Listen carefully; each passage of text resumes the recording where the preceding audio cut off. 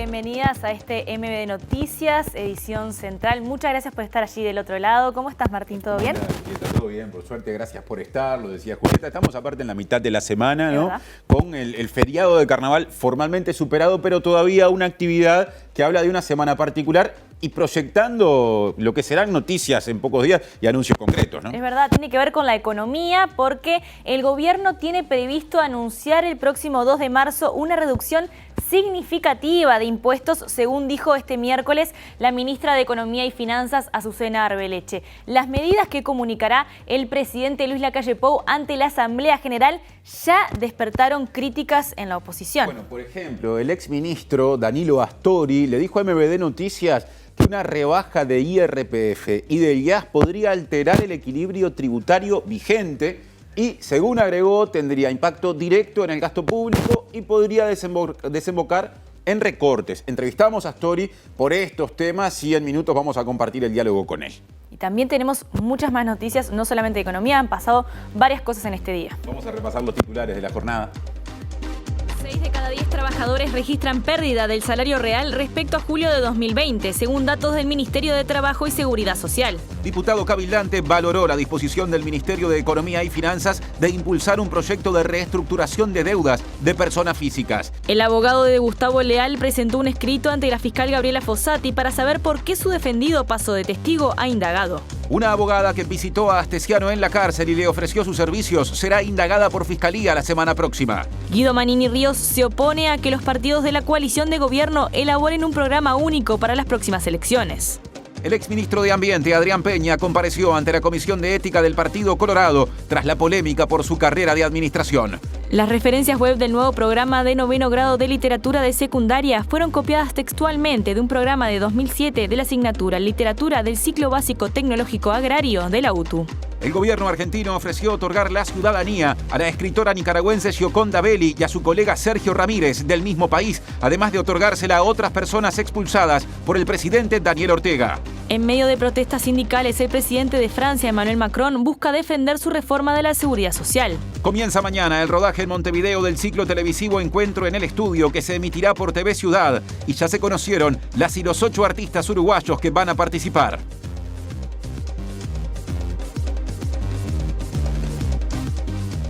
Pantalla de TV Ciudad y en sus dispositivos para llegar a esa pantalla tvciudad.uy y toda la programación por esa vía y por supuesto también va incluido esto que es MBD Noticias, en este caso edición central, que tiene móviles de arranque con Julieta Núñez Tomás.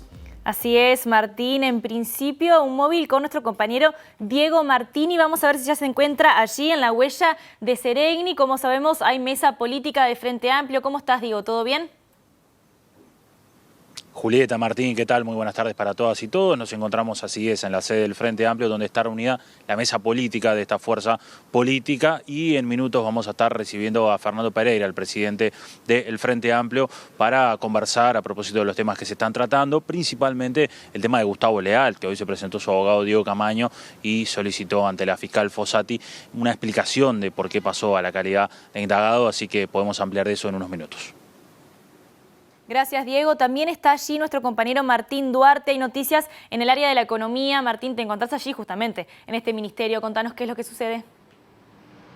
Julieta, Martín, buenas tardes para ustedes. Sí, el tema económico se ha instalado a propósito de la información que venimos siguiendo de ayer, esta posible rebaja tributaria que será anunciada a partir del 2 de marzo por el presidente de la República. Ha generado repercusiones. El Consejo Fiscal, asesor del Ministerio de Economía, señaló que no están dadas las condiciones para una rebaja tributaria. Por otro lado, ha habido repercusiones políticas porque, como ustedes decían en el inicio, el ex ministro de Economía, Danilo Astori, salió a referirse al tema y también desde el oficialismo fuimos a consultar al economista Eduardo H. en su opinión en torno a esta posible rebaja. Todas las repercusiones en un ratito aquí por MBD Noticias.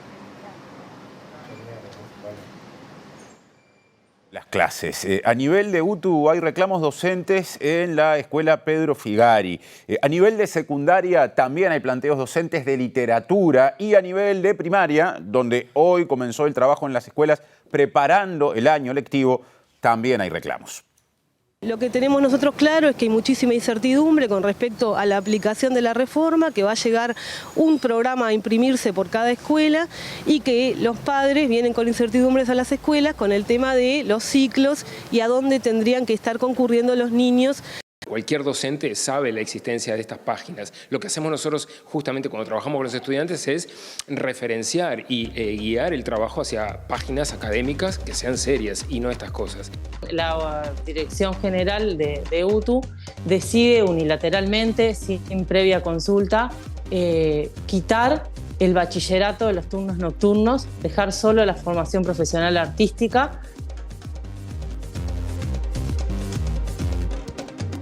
Comenzamos con el desarrollo informativo del día de hoy y les comentamos que el abogado Diego Camaño, que va a ser quien defienda al referente en seguridad del Frente Amplio, Gustavo Leal, le solicitó a la fiscal Gabriela Fossati que le informe por qué su defendido pasó de ser testigo a indagado. Sí, recordemos que la fiscal tomó la decisión luego de que se supo que Leal se había reunido con el padre del ex jefe de la custodia presidencial, Alejandro Astesiano, y a propósito, el abogado dijo que como eso ocurrió en Brasil, o recordó que como eso ocurrió en Brasil, se dio en un territorio sobre el que Fiscalía no tiene jurisdicción.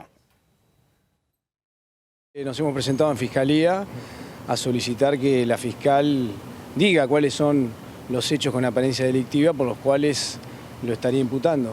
Esa es la razón del escrito, de la presentación, y aparte explicar también por qué actuó la Dirección de Asuntos Internos, que es una dependencia, es una unidad que depende directamente del ministro y que tiene como cometido investigar el personal del Ministerio del Interior. Y la reunión, o sea, la conversación entre ellos sucedió en la Barra del Chuy y el lado brasilero, es decir, también fuera del territorio nacional. Ese es otro punto también que, en fin, esperamos una explicación de cómo se hizo ese procedimiento. ¿No hay jurisdicción? Y no. Fiscales nacionales fiscales de Montevideo tienen jurisdicción dentro de Montevideo, pero en todo caso la Fiscalía como tal tiene jurisdicción nacional. Camaño negó las versiones de que en su declaración ante la fiscal Fossati Leal haya entregado una grabación ni que se retiró por ninguna puerta de atrás de Fiscalía, porque además no la hay. Consideró que al ser un caso con ribetes políticos lo hace diferente a otros. Y atención, porque una abogada que visitó a Astesiano en la cárcel para ofrecerle sus servicios también será indagada por Fiscalía, esto la semana que viene. Está vinculada al Partido Colorado y es concejal suplente en el municipio B. Según supo MBD Noticias, la doctora Mayra Álvarez fue quien visitó a Alejandro Astesiano en la cárcel de Punta de Rieles y le ofreció sus servicios, aduciendo que era amiga de la fiscal Gabriela Fossati y que podía ayudarlo en su condena. Por este motivo, la fiscal Fossati realizó una denuncia que recayó en la Fiscalía de Flagrancia de 11 turno de Cecilia Bonsignore. Álvarez será citada como indagada y la fiscal evaluará si amerita solicitar su formalización mediante una audiencia. La situación se dio a conocer tras una mención que hizo el propio Alejandro Astesiano a la fiscal Fossati. Mayra Álvarez es concejal suplente del municipio B e integra la directiva del Instituto Joaquín Suárez, vinculado al Partido Colorado. Allí se escribe que es doctora en Derecho por la Universidad de la República. Muy bien, les comentamos ahora, cambiando de tema, que el 60% de los y las trabajadores del sector privado perdió salario real respecto a julio de 2020. Así lo establece un informe del Ministerio de Trabajo y Seguridad Social. Según datos de la Unidad de Estadística basado en los resultados de los convenios colectivos de los consejos de salarios, el 40,5% de los trabajadores del sector privado, unos 351.000, aumentó su salario real con respecto a julio de 2020. En el desglose de los datos se indica que el 21,8%, es decir, 1 de cada 5 trabajadores, registró incrementos del poder adquisitivo superiores al 1%. Esto representa unos 189.000 trabajadores. En tanto, el 18,7% registra una mejora del poder adquisitivo menor al 1%. Por otra parte, casi un tercio de los trabajadores, 29,3%, registra pérdidas del poder adquisitivo inferiores al 2,6% con respecto a julio de 2020, esto es, 253.654 trabajadores. Según el Ministerio de Trabajo, el 30,3% de los trabajadores del sector privado tiene pérdida de más del 2,6%. En cuanto a los sectores de actividad, los trabajadores que registraron incrementos del poder adquisitivo a enero de 2023 pertenecen a la industria frigorífica, al sector metalúrgico, la industria láctea, la industria química, los servicios portuarios, el sector agropecuario, informática, servicio doméstico y el sector de la bebida, entre otros. Por su parte, los sectores como tiendas, supermercados, supergas, intermediación financiera, empresas de seguridad, call centers y algunos sectores rurales son algunos de los que mantienen pérdida del poder adquisitivo del salario menor al 2,6%. Los sectores que mantienen una caída del salario real mayor al 2,6% pertenecen a sectores del transporte, hoteles, restaurantes, calzado, curtiembre, vestimenta y servicios de catering, entre otros. Y ahora móvil impositivo en MBD Noticias Edición Central. Ya establecemos contacto con Martín Duarte. Te vemos y te escuchamos con mucha atención, Martín. Gracias, Martín, porque bueno, sí, a pocos días de esta fecha del 2 de marzo que se ha instalado como de anuncios por parte del gobierno en torno a la rebaja del IRPF y el IAS. De hecho, ayer estuvimos presentes allí en la residencia de Suárez, donde una reunión que fue privada entre la ministra Azucena Berruti y, en este caso, Arbeleche, y el presidente de la calle Pou estuvieron, delineando un poco la característica de los anuncios que se harán el próximo 2 de marzo en la Asamblea General. Y en la jornada de hoy salimos a tener justamente repercusiones de estos cambios tributarios que, si bien no se conocen el detalle, de hecho hoy la ministra dio una entrevista en El Espectador donde habló de lo significativo que sí iba a ser la rebaja tributaria, pero no ahondó en detalles y dejó abierta la posibilidad que no sean solamente esos 2 impuestos los que tengan rebaja, sino que se pueda sumar alguno más. En tal sentido fuimos a consultar al exministro de Economía, Danilo Astori, a propósito de estos cambios tributarios, y él se detuvo en la inquietud que le generaba el hecho de, por ahí, este cambio tributario afectar el equilibrio fiscal del país. Puntualmente señaló que, una rebaja tributaria implica menos ingresos en las arcas del Estado y que esto impactaría directamente en el gasto público y que a su vez implicaría recortes. También en la charla hizo referencia a que el gobierno quedó de alguna forma atado a este compromiso político de rebaja tributaria y que cuando ingresó al gobierno no solamente no cumplió esa promesa de campaña, sino que incrementó 2 impuestos. Vamos a compartir un tramo de la charla que tuvimos con el economista, el contador Danilo Astori. El gobierno actual ha tenido una trayectoria absolutamente contradictoria en esta materia.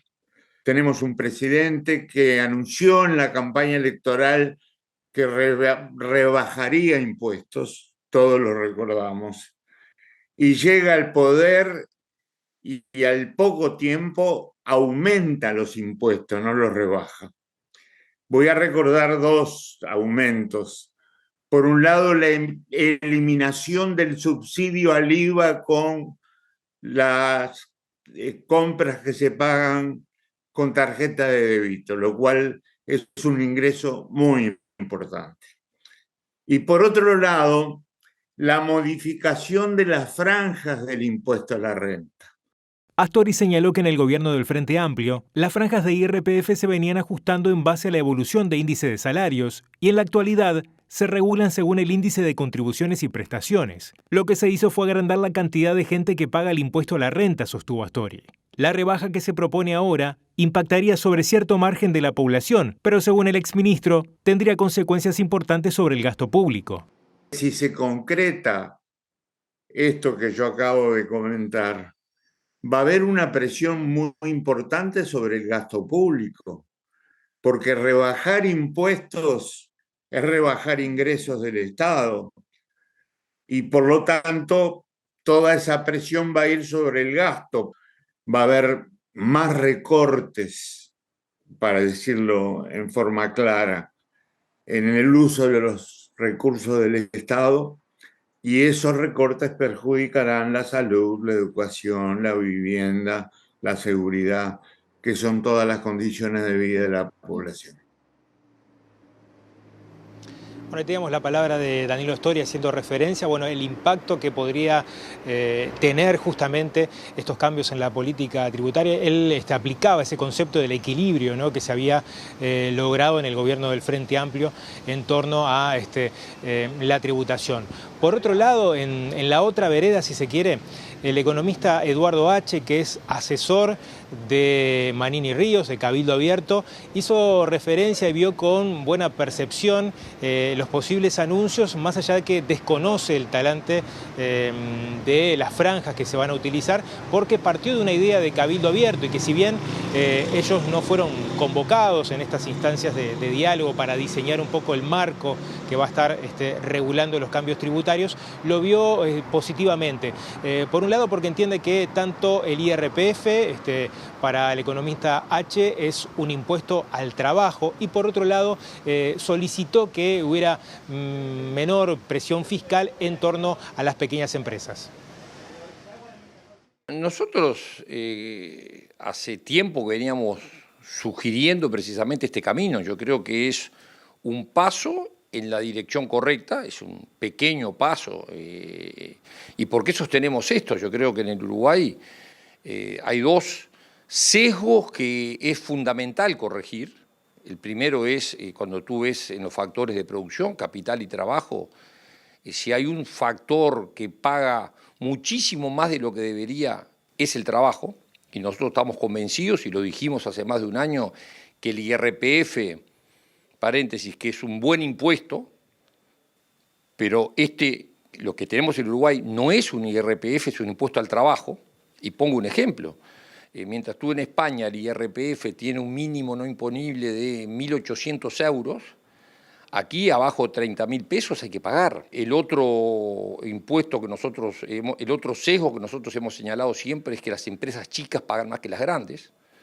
Eso es indiscutible en el Uruguay cuando uno mira lo que realmente efectivamente se paga. Entonces, cuando tú sumás, las empresas chicas son las que generan trabajo. Entonces, si yo a las empresas que generan trabajo las cargo más que a las grandes y además por dar empleo le pongo un impuesto muchísimo más alto del que debería, la consecuencia es la que tenemos. El economista H defendió la implementación de rebaja del IRPF en el entendido que fue Cabildo Abierto quien realizó el planteo original, aunque detalló que desconoce cómo se llevará adelante. En su momento fueron cuestionados, o sea, fue cuestionado esto, fue cuestionado el tema del IVA personalizado, fue cuestionado el tema de la COMAP, después se incorporaron todos. Los detalles no los conocemos, o sea que acá quien está implementando al detalle es el Ministerio de Economía. Nosotros desde el punto de vista nuestro, bienvenido que estén incorporando un planteo que hicimos, que hayan cambiado de bajar el impuesto al patrimonio sector agropecuario por el IRPF y el IAS, pero los detalles realmente no te puedo decir porque no hemos sido consultados. Bueno, por allí la mirada del economista H en torno al tema, así reivindicando de alguna forma que fue una propuesta que llevó adelante hace un año atrás Cabildo Abierto, pero bueno, también de alguna forma dejando entrever que no fueron consultados o que no están enterados de cuál va a ser el marco que se va a aplicar a partir del 2 de marzo.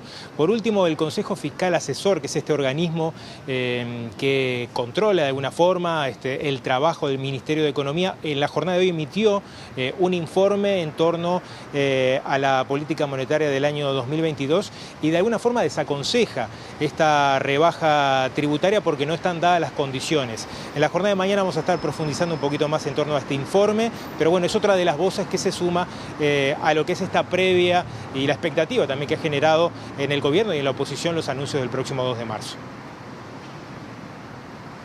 Más de la agenda económica, el diputado cabildante Álvaro Perrone valoró la disposición del gobierno a impulsar o a por lo menos desarrollar un proyecto de ley que trate de contemplar la situación de las deudas de personas físicas. Sin embargo, aclaró que espera conocer los detalles de este proyecto porque en noviembre pasado los socios de la coalición rechazaron un proyecto al respecto que había presentado Cabildo Abierto. Hemos visto sí ahora que la ministra de Economía ha hablado del proyecto. Para nosotros es un paso importante que la ministra tome contacto con esta realidad, con la importancia de este proyecto. En realidad nosotros hasta ahora no tenemos ninguna propuesta oficial desde el Ministerio de Economía. Sería bueno sí que nos hagan llegar algo para empezar a trabajar.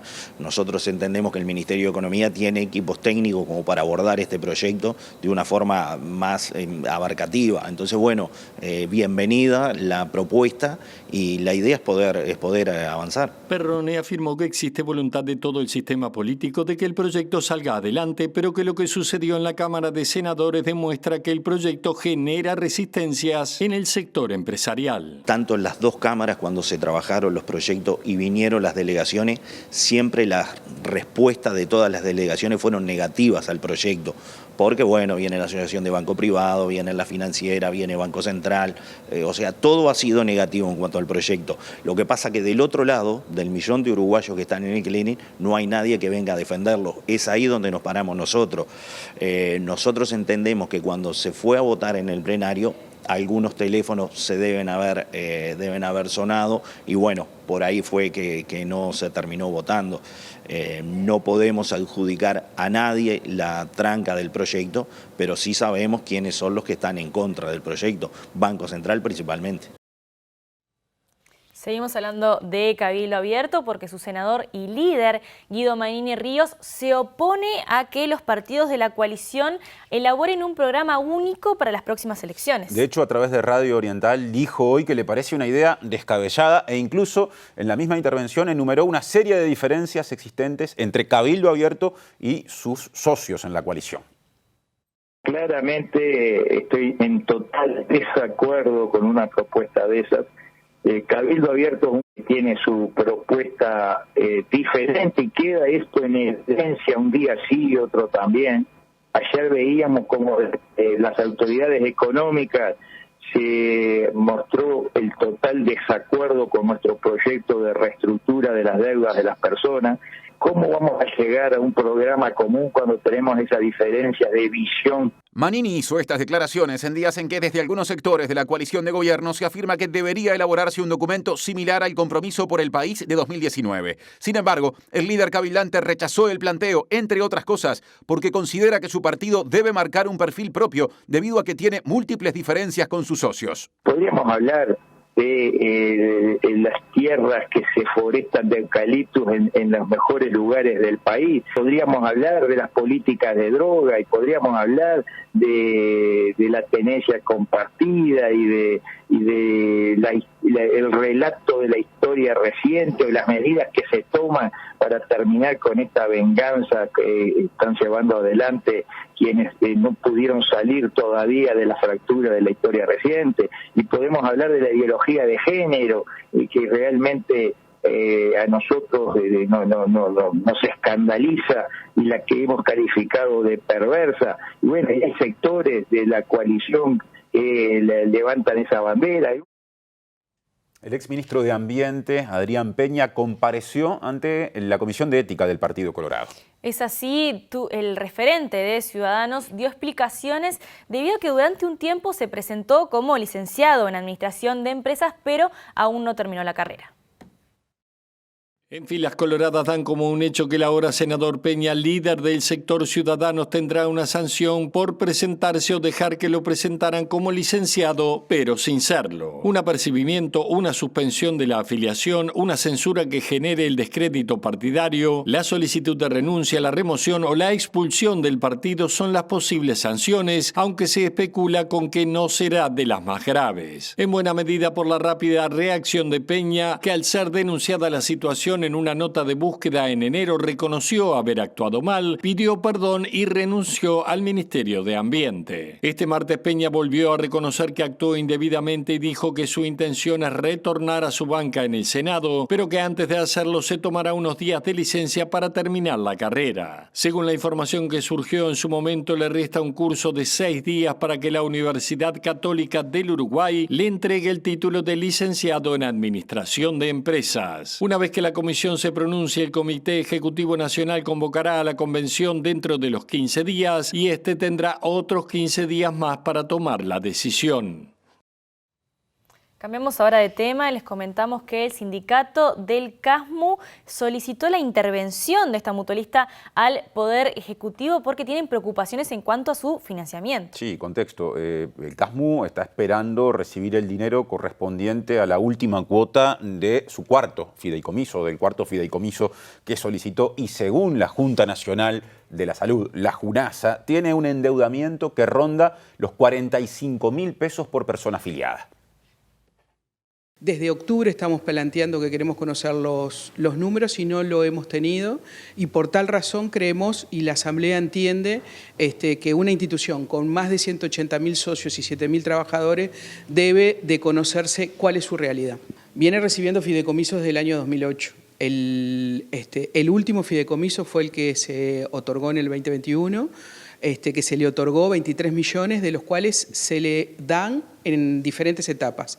En las dos primeras etapas le dieron 18 millones, resta la tercera, que son 5 millones de dólares, que hasta el momento está demorado y que por tal motivo debe de haber alguna razón por la cual todavía no se la dieron.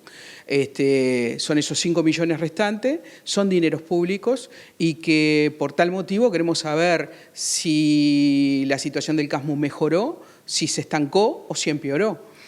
AFCASMU se encuentra en conflicto desde octubre por el envío a seguro de paro de 85 trabajadores. Hoy a unos 200, CASMU plantea extender los seguros de desempleo y algunos casos llegarían a despidos. El próximo viernes habrá una reunión para evaluar esta situación. Hoy empezó el trabajo administrativo previo al año lectivo en las escuelas y docentes y no docentes denunciaron problemas técnicos. Es así, desde el sindicato de Magisterio aseguraron que hubo dificultades en la elección de cargos e incertidumbre por la implementación de la reforma educativa. Contarles que hace 5 minutos que comenzó a andar la página web de primaria, que estaba desde el viernes caída por un problema técnico desconocido, donde los maestros pueden ver con un tiempo determinado los cargos para poder elegir su trabajo, y esa posibilidad hoy deben tener unos nervios arriba y una incertidumbre. Esperemos que salga todo lo mejor posible, independientemente de estas condiciones que no fueron las mejores. Con respecto al tema administrativo, hoy gran parte de los maestros, sobre todo los efectivos y los interinos, están llegando a sus locales escolares.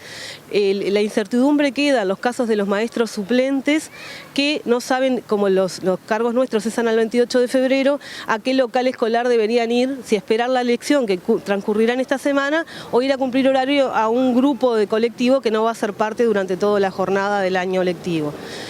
Lo que tenemos nosotros claro es que hay muchísima incertidumbre con respecto a la aplicación de la reforma, que va a llegar un programa a imprimirse por cada escuela y que los padres vienen con incertidumbres a las escuelas con el tema de los ciclos y a dónde tendrían que estar concurriendo los niños en los distintos grados. Con el tema de la continuidad en el 7º, 8º y 9º, de alguna manera genera una confusión a qué local deberían concurrir.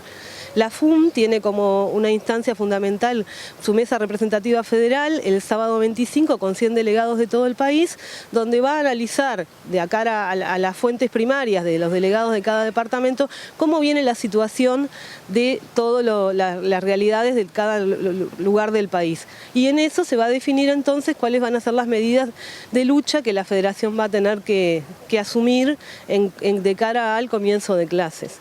Importante decir que habían quedado 400 maestros de escuelas rurales por fuera de una aspiración donde se tuvo que interceder, lo mismo con los maestros de educación inicial, que los que no tenían el 1850, que es una condición para llegar a un cargo, quedaban por fuera y se pudieron incorporar ahora nuevamente a la elección.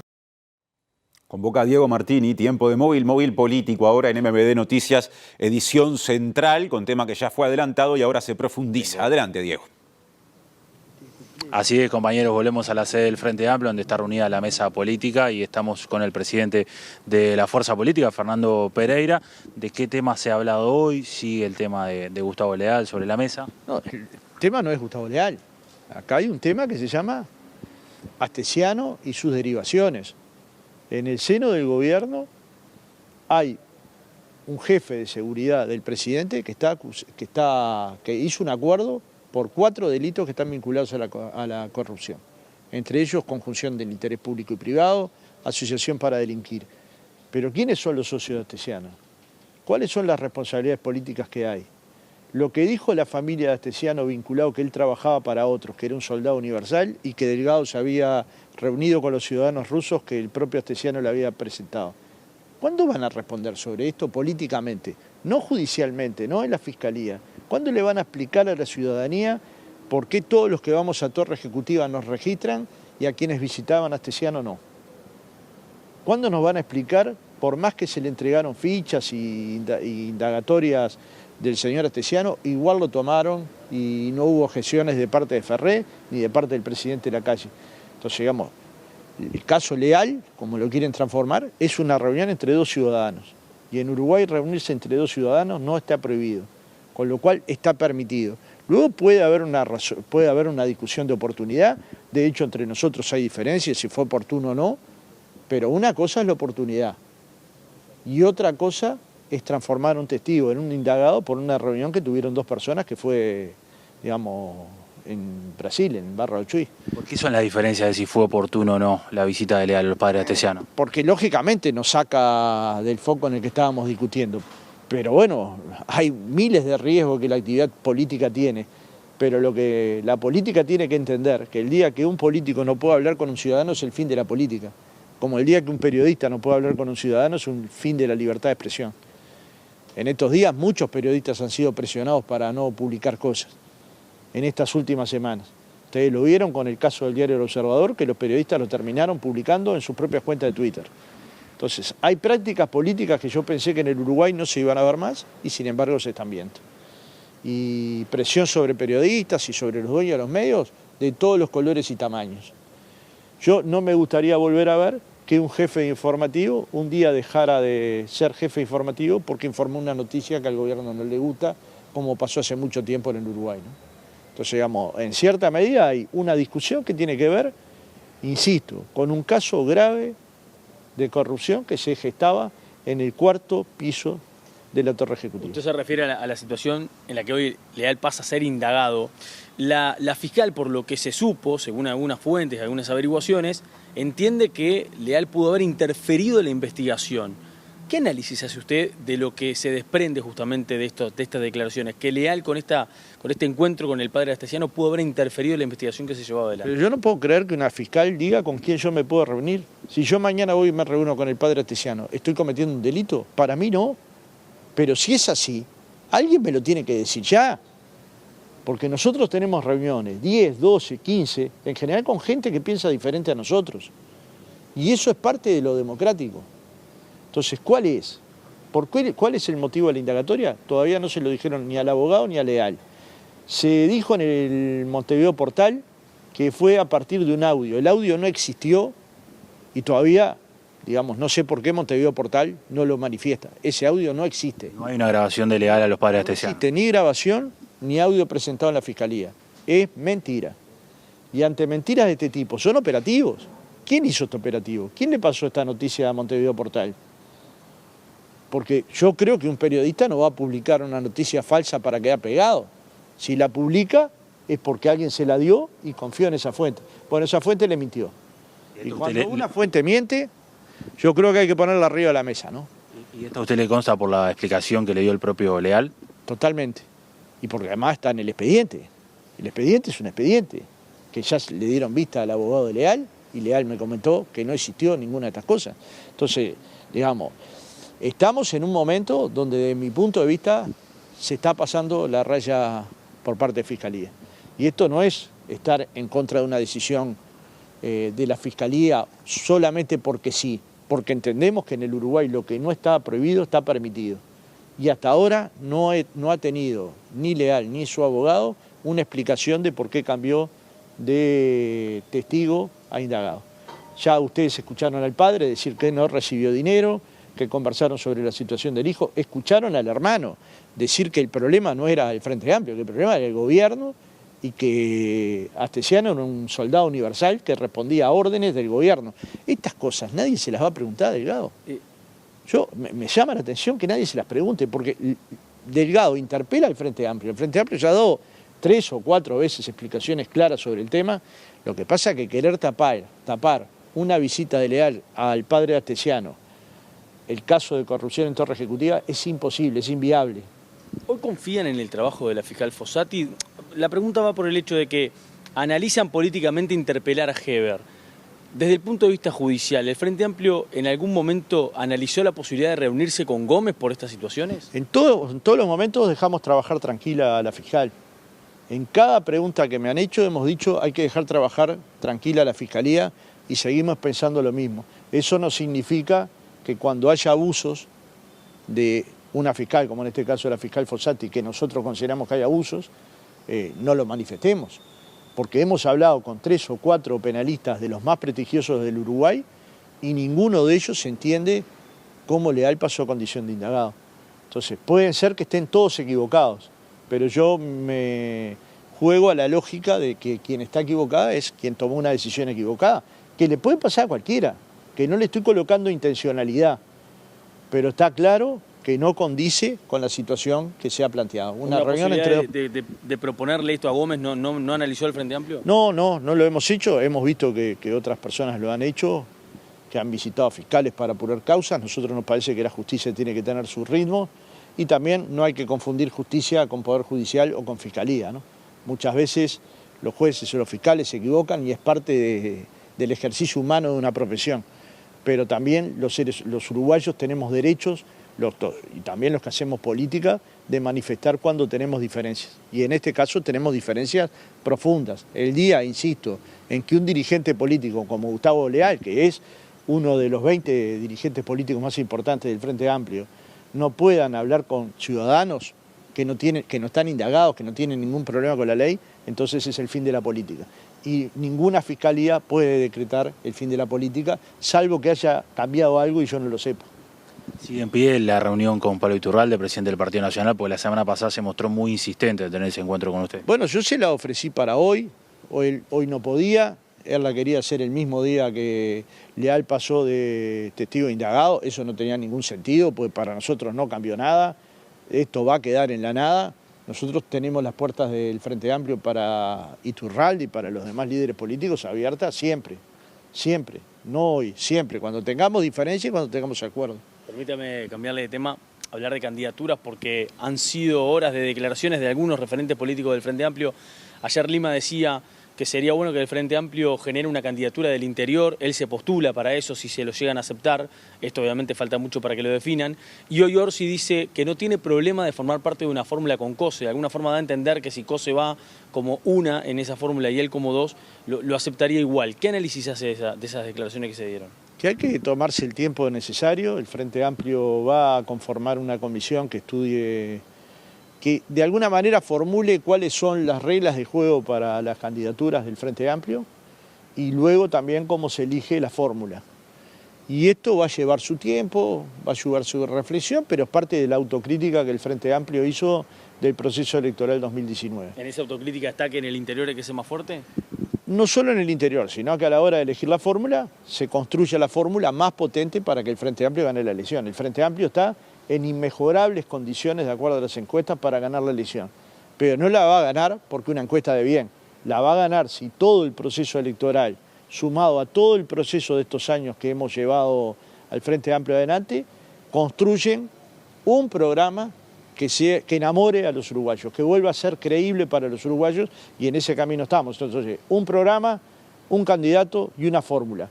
Este es el camino que el Frente Amplio va a desarrollar. Y por supuesto que hay compañeros y compañeras que se están mostrando o que se están postulando, y es legítimo, porque nadie puede ser candidato si en algún momento no se percibe que lo puede ser. Luego están las reglas de juego y luego sobre todo es cómo con armonía construimos la fórmula para ganar. ¿Las declaraciones de Orsi hoy descomprimen un poco la interna con COSE? Yo creo que este efecto, digamos, de que existe un clima complicado, muy comprimido, yo en las reuniones que he tenido conjuntas con ellos no lo he visto. Bueno, la gente podrá creerme o no, esto es un problema yo creo que los Frente Amplistas nos creen, no hay un problema entre COSE y Orsi. Obviamente están dirigiendo ambos dos intendencias, de las más importantes del país en términos de poblacional, Obviamente son dos compañeros muy valiosos de la izquierda uruguaya que hay que cuidarlos, lo mismo que hay que cuidar al resto de los frente amplistas. Entonces, cuando decimos hay que cuidar, vamos a encontrar la forma para cuidar a todos los uruguayos y uruguayos frente amplistas que tengan condiciones de llegar a ser presidente de la República, porque estamos convencidos que uno de ellos va a ser el presidente o la presidenta. Entonces, darles toda la cobertura y todos los cuidados para que lleguen en las mejores condiciones, sin duda es una tarea del Frente Amplio. ¿En esa regla de juego tiene que ser paritaria la fórmula? Para mí, sin duda, pero para el Frente Amplio también. Entonces, la fórmula va a ser paritaria. Luego hay que encontrar los caminos para ver quiénes son los candidatos. El pueblo Frente Amplista va a elegir el candidato a presidente y el Frente Amplio va a elegir quién lo acompaña en la fórmula. Gracias, Pereira. Julieta y Martín, volvemos a estudios cuando quieran. Gracias, Diego. Cambiamos ahora de tema. Volvemos en realidad a cuestiones relativas a la educación, porque docentes y estudiantes de la Escuela de Artes y Artesanías Pedro Figari, se movilizaron en rechazo a los cambios de cursos implementados por la dirección de la UTU. Sí, dicen que esos cambios van a modificar la formación artística profesional. La Dirección General de UTU decide unilateralmente, sin previa consulta, quitar el bachillerato de los turnos nocturnos, dejar solo la formación profesional artística. No solo que los quita de los primeros años, que la gente ya adulta no se puede anotar en bachillerato, sino que lo quita de segundo y tercero. Entonces, quienes ya estaban haciendo bachillerato este año en el nocturno no lo pueden continuar. Y a su vez, en el turno matutino y vespertino deja solo la modalidad de bachillerato y quita los FPA, la formación profesional artística, de todas las áreas de la escuela, en la mañana y en la tarde, que vale aclarar es el fuerte de la escuela. Más o menos 2/3 de los estudiantes de la escuela cursan la formación profesional artística y el otro tercio, más o menos, pues depende de las áreas, cursa el bachillerato.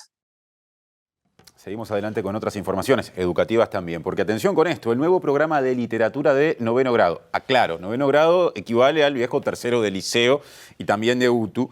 Tiene fragmentos plagiados de un programa de la asignatura de literatura del ciclo básico tecnológico del año 2007 de UTU. Y la Asociación de Profesores de Literatura ya había criticado la redacción de este documento por tener recursos desacreditados o inactivos, entre ellos, por ejemplo, el Rincón del Vago, Wikipedia y otros. Y Robert Silva, el presidente del CODICEN, salió al cruce por estas declaraciones. La Asociación de Profesores de Literatura criticó el documento elaborado por la ANEP para la materia de 9º grado, lo que antes era tercero de ciclo básico. Esta mañana señaló que 60 de los 103 recursos web estaban desacreditados o inactivos. Entre ellos se encontraban páginas como el Rincón del Vago, Wikipedia, la web de los juguetes Lego y una página comercial mexicana de una empresa destinada a lavar camiones. Esta tarde, MBD Noticias confirmó que el texto de los recursos web había sido copiado textualmente del programa de literatura de tercero de ciclo básico tecnológico agrario de 2007 de UTU. Ante las críticas, ayer el presidente del CODICEN, Robert Silva, dijo que hay una campaña para tratar de desprestigiar y encontrar el pelo al huevo de las cosas que se están haciendo en la educación. Álvaro Rivero, de la Asociación de Profesores de Literatura, dijo que estos dichos demuestran que la visión de las autoridades de la educación es que el profesorado es el enemigo.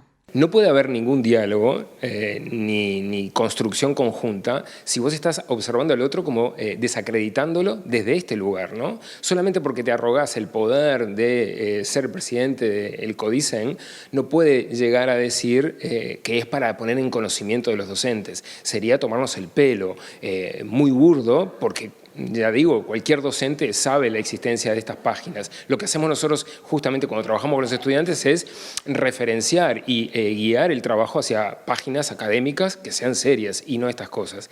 Entonces, aquí es la incapacidad de la autoridad de poder reconocer el error y pedir consulta, ayuda, trabajo conjunto, colaborativo con los docentes. Eso es lo que ha faltado desde el arranque en esta transformación educativa.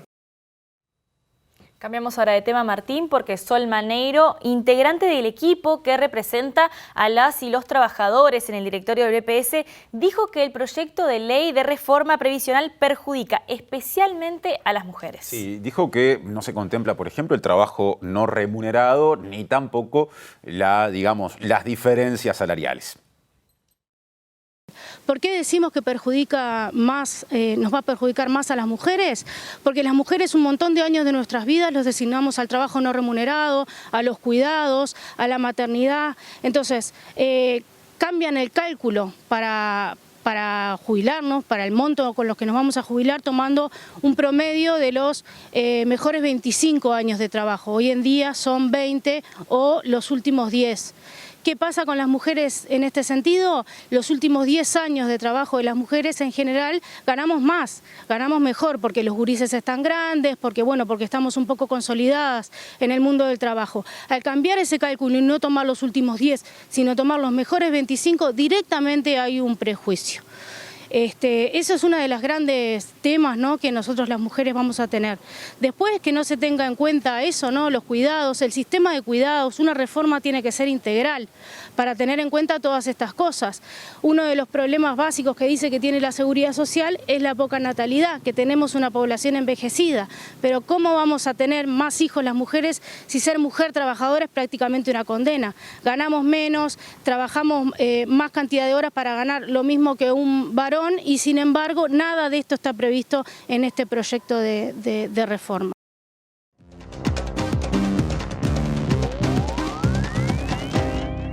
Presenta Mercado Agrícola de Montevideo, en el corazón de un barrio donde late la ciudad. Mercado de Historias. Mercado de Historia. Buenas noches, compartimos las noticias internacionales. Comenzamos por las repercusiones del anuncio del presidente de Rusia, Vladimir Putin, en relación a detener el cumplimiento del tratado de desarme nuclear con Estados Unidos. El gobierno de Ucrania entendió que es necesario que tanto la Unión Europea como Estados Unidos den un mensaje claro al respecto y se pronuncien contra la industria nuclear. Y por su parte, el presidente de Estados Unidos, Joe Biden, en contraposición con lo que dijo Putin en el Parlamento ruso, afirmó que Ucrania nunca será una victoria para Rusia. La viceprimera ministra de Ucrania, Yulia Sviridenko, reclamó hoy a la Unión Europea que el 10º paquete de sanciones contra Rusia incluya a Rosatom, la empresa estatal rusa encargada del desarrollo de la energía nuclear. Sostuvo que debe haber un mensaje claro de la Unión Europea y de Estados Unidos sobre la industria nuclear, sobre Rosatom, porque de lo contrario los rusos continuarán actuando como un Estado terrorista. Las declaraciones tuvieron lugar antes de la reunión que los embajadores de los 27 ante la Unión Europea celebran hoy en Bruselas con la intención de acordar el 10º paquete de sanciones. Ayer, el presidente Vladimir Putin anunció que Moscú suspende el cumplimiento del nuevo START, el último tratado de desarme nuclear aún vigente entre Rusia y Estados Unidos. Sobre el discurso de Putin ante el Parlamento ruso, también se pronunció el presidente de Estados Unidos, Joe Biden, que prometió que Ucrania nunca será una victoria para Rusia. Alabó la resistencia de Kiev, que sigue en pie, según dijo, un año después del inicio de la invasión rusa, cuyo aniversario se cumple el próximo viernes. Y seguimos con otros temas porque el gobierno de Argentina propuso otorgar la ciudadanía a los escritores de Nicaragua, Gioconda Belli, también Sergio Ramírez, y a otras personas que fueron expulsadas por el presidente de Nicaragua, Daniel Ortega. Argentina se suma de esta manera a críticas que ha habido por parte de países de la región sobre medidas impulsadas por la administración de Ortega. Tras conocerse en los últimos días 2 medidas de Daniel Ortega, la liberación y expulsión a Estados Unidos de 222 presos opositores a su gobierno, incluidos exdirigentes sandinistas como Dora María Telles, la comandante 2 de la revolución, y el retiro de la ciudadanía a otras 94 personas, entre ellos los escritores Sergio Ramírez y Gioconda Belli. Parte de la izquierda latinoamericana reaccionó contra el mandatario nicaragüense. 500 artistas e intelectuales latinoamericanos repudiaron la decisión de la justicia de Nicaragua y los presidentes de Chile, Gabriel Boric, y de Colombia, Gustavo Petro, se manifestaron en sus cuentas de Twitter. Por su parte, el canciller argentino Santiago Cafiero dijo en diálogo con Reinaldo Siete Case en La Inmensa Minoría que su país está dispuesto a recibir a las personas desterradas. Porque lo hemos conversado incluso con el presidente cuando vimos los sucesos que hace rato, digamos, viene sucediendo en Nicaragua, lamentablemente. La Argentina siempre ha marcado la necesidad de que Nicaragua vuelva a respetar los derechos humanos, y la Argentina ahora puntualmente sí, lo que puede hacer, por supuesto, es que si hay solicitantes que lo requieren, es trabajar para que se les dé la ciudadanía, por supuesto que lo puede hacer.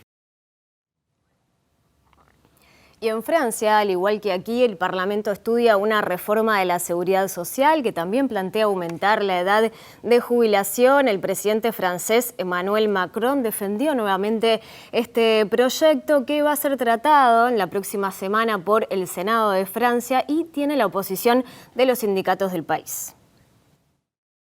El proyecto de la reforma previsional será tratado la semana que viene por el Senado francés, luego de que no fuera aprobado en la Cámara de Diputados. Se espera que sea sometido a votación en el Senado el próximo martes. Ayer, durante una visita al mercado mayorista de París, el presidente de Francia, Emmanuel Macron, afirmó que aumentar la edad jubilatoria es necesario para mantener el sistema. Llamó al sentido común y sostuvo que la gente sabe que hay que trabajar un poco más. El proyecto, que aumenta de 62 a 64 años la edad de jubilación, cuenta con la oposición de los sindicatos y de la mayoría de los sectores políticos y ha provocado una ola de manifestaciones masivas. De hecho, una nueva movilización está convocada para el 7 de marzo. La última encuesta, realizada por la consultora IFOP, señaló que solo el 32% de los franceses apoya a Macron, que cuenta con la popularidad más baja de los últimos 3 años.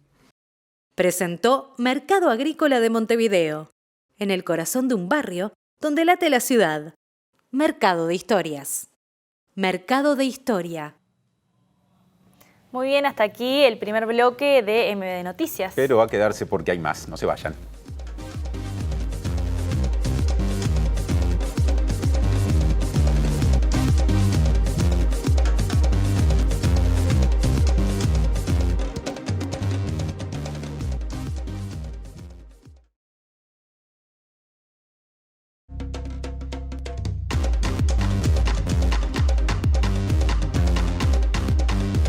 Llegó nomás el segundo bloque de MBD Noticias, edición central. Se acerca el Día Internacional de las Mujeres, el Paro Internacional de las Mujeres también, y el colectivo Plataforma 8M, que reúne a diferentes organizaciones, está reunido para reajustar los detalles de la movilización prevista para el 8 de marzo por el Día Internacional de las Mujeres. Se dio a conocer el recorrido de la marcha, que comenzará a las 18 horas, el 8 de marzo, e irá desde la Plaza Cagancha hasta la Universidad de la República. Además de esto, Tejido Feminista, otra red de colectivos que también formará parte de la marcha, comunicó que su punto de encuentro será en Santiago de Chile y la comparsita desde las 15 horas, bajo la consigna contra el saqueo del ambiente de nuestros territorios y nuestras vidas, tejemos cuidado, goce y rebeldía. La mesa representativa del PIT-CNT definió hace unos días un paro general de mujeres de 24 horas para el 8 de marzo, bajo la consigna feminismo de clase, antirracista y anticapitalista.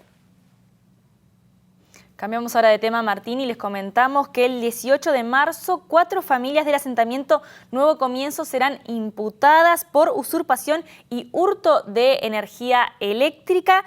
MD Noticias además visitó el lugar y dialogó con algunas de las personas imputadas. Sí, efectivamente hubo un equipo de trabajo que estuvo por allí y lo que surgió es un pedido de las personas imputadas hacia el Ministerio de Vivienda y Ordenamiento Territorial para mudarse a un lote que fue cedido por la Intendencia de Montevideo. Florencia Arbeleche nos sigue sin responder, nos hemos tratado de comunicar con ella, ya que ella se había comprometido, por lo menos, tratar de solucionarnos a las familias procesadas y tal. Pero en la actualidad no hemos tenido respuesta ninguna. Sí sigue pendiente la propuesta, ¿no?, de intendencia de los dos terrenos que tiene para nosotros, pero sin la ayuda del Ministerio de Vivienda no podría ser posible. Nosotros lo que estamos esperando es un acuerdo de parte del Ministerio de Vivienda, cualquier papel firmado donde nos den una solución en la actualidad o más adelante, pero con eso nosotros estaríamos parando el proceso proceso judicial. De hoy por hoy somos 4 las familias que estamos sometidas a juicio en marzo. Y eso sería un acuerdo del parte del Ministerio de Vivienda con un plan habitacional, una solución para poder parar el proceso y no disolver familias, no ser procesados a prisión por estas causas, ¿verdad? Estamos esperando eso, que el compromiso de Florencia, que dijo que también Florencia Arbeleche, que nos iba a solucionar mínimamente el tema de los procesados para no llegar a la instancia de juicio, ¿verdad? Y hasta ahora no tenemos respuestas de ella, ni siquiera nos recibe, no nos quiere brindar entrevistas ni nada por el estilo. Por parte del presidente también hubo ciertas instancias donde él se comprometió a resolver nuestra situación, a informarse, a tratar nos ofreció su ayuda, pero también... Presidente de la República estamos hablando. Exactamente, en varias ocasiones tuvimos entrevistas con ellos, presentamos carta y él se ofreció a ayudarnos, pero quedaron todas palabras sin cumplir. Antes de irnos compartimos algo muy lindo que es de la casa y que les va a interesar porque mañana comenzarán los rodajes de Encuentro en el estudio Montevideo, serie musical de TV Ciudad en coproducción con Canal Encuentro de Argentina. Una serie más que reconocida a nivel regional, no solamente aquí en el Cono Sur, y que cuenta además con un muy conocido presentador argentino que es Lalo Mir, que aquí en Montevideo grabará 8 programas especiales con 8 artistas y grupos uruguayos. Y empezamos a pasar lista. Buitres, presente, además de Buitres, Níquel, Agarrate Catalina, Ana Prada, Hugo Fatoruso, Luciano Supervielle, Florencia Núñez y Lucas Sugo serán los y las artistas que van a estar en el ciclo. Es importante saber también que el formato será el mismo que el de los ciclos realizados en Buenos Aires y se podrá ver en unos meses tanto en la pantalla de TV Ciudad como del canal Encuentro. Y así llegamos a la última información muy esperada, como siempre, que es el pronóstico del tiempo elaborado por Inumet. Es verdad, vamos a actualizar la última información vinculada a este tema. Les comentamos que mañana, jueves 23 de febrero, va a haber una mínima de 19, una máxima de 30. Empieza a subir un poquito la temperatura. Sí, ¿no? es cierto, ya viene siendo la de hoy una jornada bastante calurosa, por lo menos en capital y cercanías. Y atención, porque en Montevideo y área metropolitana desmejora para el viernes. Se prevé que pueda haber algunas precipitaciones, inclusive algunas tormentas, veremos si de cuantía o no. Mínima prevista para ese día, para pasado mañana, 18 grados, máxima 27.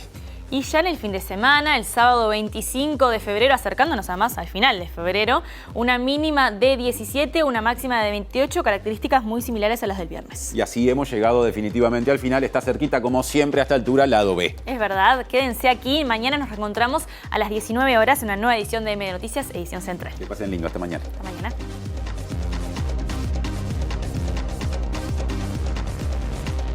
6 de cada 10 trabajadores registran pérdida del salario real respecto a julio de 2020, según datos del Ministerio de Trabajo y Seguridad Social. Diputado cabildante valoró la disposición del Ministerio de Economía y Finanzas de impulsar un proyecto de reestructuración de deudas de personas físicas. El abogado de Gustavo Leal presentó un escrito ante la fiscal Gabriela Fossati para saber por qué su defendido pasó de testigo a indagado.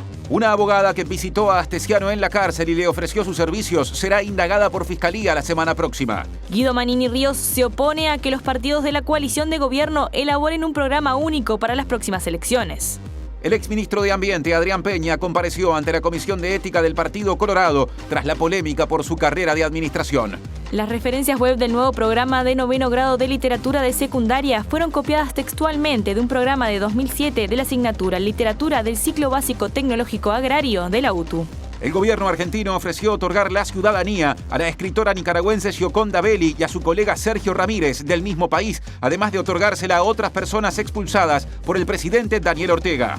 En medio de protestas sindicales, el presidente de Francia, Emmanuel Macron, busca defender su reforma de la seguridad social. Comienza mañana el rodaje en Montevideo del ciclo televisivo Encuentro en el Estudio, que se emitirá por TV Ciudad, y ya se conocieron las y los 8 artistas uruguayos que van a participar.